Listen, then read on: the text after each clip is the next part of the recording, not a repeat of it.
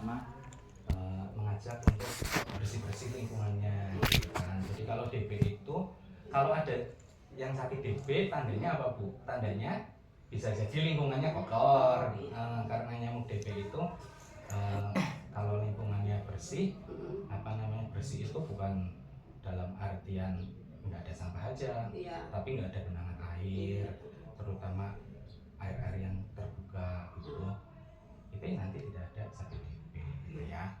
Itu yang kita lakukan dari puskesmas. Kita ada penyuluhan, terus untuk ajak warga sama-sama PSN 3M Plus, nanti juga ada pembagian larvasida.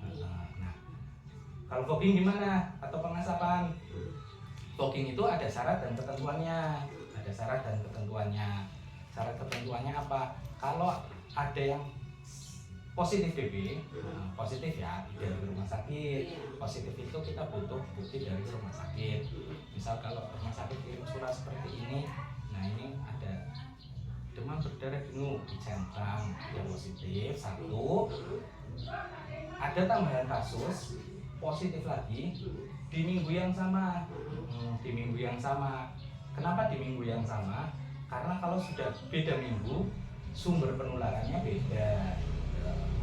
Sumber penularannya gimana? Bisa jadi yang gigit A dan si B itu nyamuknya beda.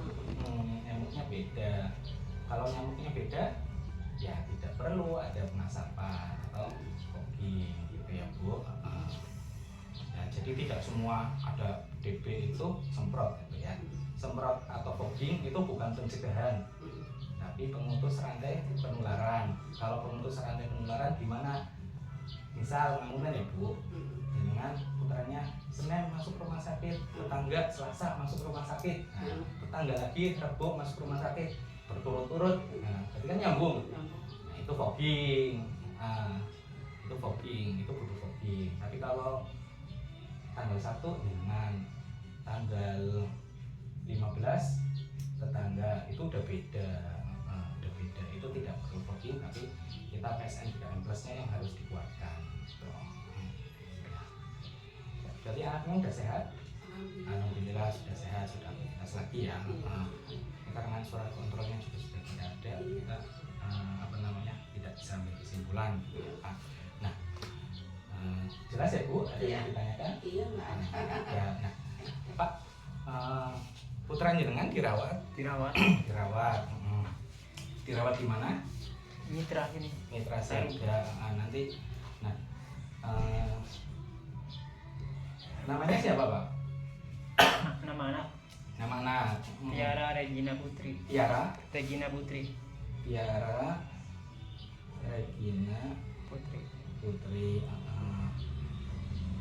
Tanggal lahir Lupa ya. berapa? Lupa. Tahun bulan. Pokoknya 10 tahun lah. Umur 10 tahun. Umur 10 tahun. Oh iya, bersekolah bernama Alif ya Mas? Orang tua atas nama siapa? Saya Mas Tony. Ibu Tarina. Alamat Sadikan RT berapa nih? RT 7. Masih satu RT ya. Sadikan RT 7 RW 1 ya. RW 1. Ini alamat. Masuk RS kapan tadi? Malam. Tadi malam berarti masih 7 ya, tanggal 7 bulan 7.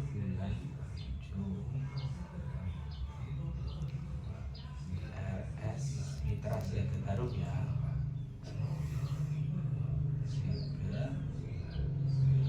Nah, Pak, ini posisi kan masih dirawat. Iya.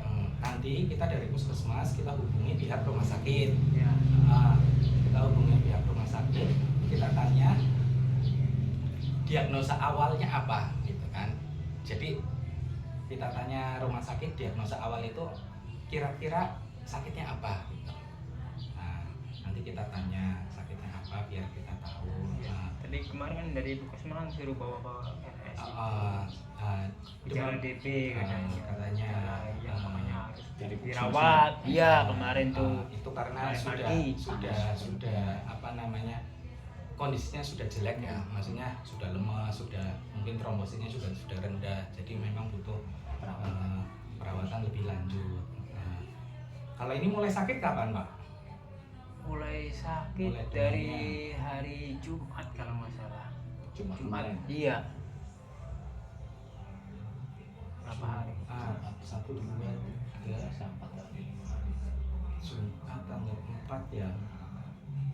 4. Iya, Jumat pas saya ditelepon tuh. Ke puskesmas 7. Tanggal 7-nya, Seninnya. Ke Puskesmas kemarin kayaknya tuh. Kemarin. Iya, Iya, kemarin. kemarin, iya, kemarin pagi. Tanggal 7. Iya. Iya, Senin ya. 4, 7, 25. Pas pagi Senin, sorenya dibawa kan. Iya, sorenya saya bawa suruh Iya. suruh dirawat ya. Ini kemungkinan besar trombositnya sudah turun, tapi makanya Kemarin kan waktu hari Jumat kan periksa berobat di sini. hmm, Kemarin tuh cuman nggak turun-turun, makin lemes, akhirnya bawa ke Puskesmas. kalau Ke Puskesmas katanya dirawat aja, ini gejala DB dan ya akhirnya sorenya saya bawa. iya gejala DB ya, gejala DB ya. Ini nanti ini kita tanya ke pihak rumah sakit, Iya. diagnosa awalnya apa gitu kan, diagnosa awal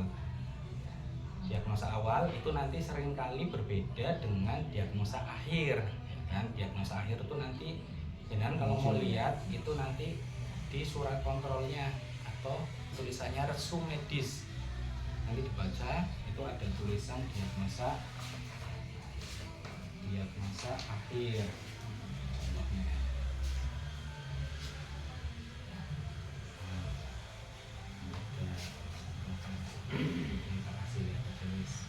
Nanti kalau barangkali Terakhirnya positif atau tidaknya kan akhirnya. nih nanti ini kan mitra saya Getarup ya kan mitra saya Getarup ya, Jalan Raya Karangjati. Nah nanti jadi kalau semua pasien kalau dirawat dapat seperti ini tulisannya resum medis rawat inap ya kan. Nanti di sini ada diagnosa akhir atau utama. Nah, bisa jadi tifoid, bisa jadi diare grade 1. Kalau diare grade 1 itu disebut juga gejala. Kalau diare grade 2 itu positif DB. Bedanya apa? Bedanya kalau grade 2 itu bahasa medisnya adanya kebocoran plasma. Nah, ini kemarin kan apa namanya? Jangan lapor ke desa gitu Iya. kan, jangan minta fogging gitu kan. Iya. Minta fogging. Jadi yang sakit kan ibu ini ya. Iya. Tadi sudah saya jelaskan. Tidak semua yang sakit DB itu langsung fogging. Jadi kenapa? Karena kalau fogging itu bukan untuk pencegahan. Fogging itu pemutus rantai penularan. Jadi itu berbeda ya. Kalau pencegahannya gimana? Pencegahannya ya tadi PSN 3M+. Kita sama-sama jaga kebersihan lingkungan. Karena nyamuk DB itu muncul dari lingkungan yang kotor. Lingkungan itu bukan hanya rumah jenengan, tapi juga tetangga kanan kiri, depan belakang, kan. Nah, kalau fogging gimana? Kalau minta fogging itu ada syarat dan ketentuannya. Jadi sudah saya jelaskan. Yang namanya fogging itu jika ada satu kasus positif gitu ya. Positif itu lihatnya gimana? Ya kalau masih dirawat, nanti kalau memang positif nanti dari rumah sakit ngasih surat kayak gini ke dinas. Nah ini kalau melihat nih di sini ada demam berdarah dengung, sindrom shock dengung. Kalau yang dicontek ini sama ini ya positif gitu. Tapi kalau yang ini dia gejala. Nah kalau ada yang positif dengan tambahan satu kasus positif di minggu yang sama, misal mungkin ya Iya. anak jenengan positif sama di conteng di sininya positif gitu.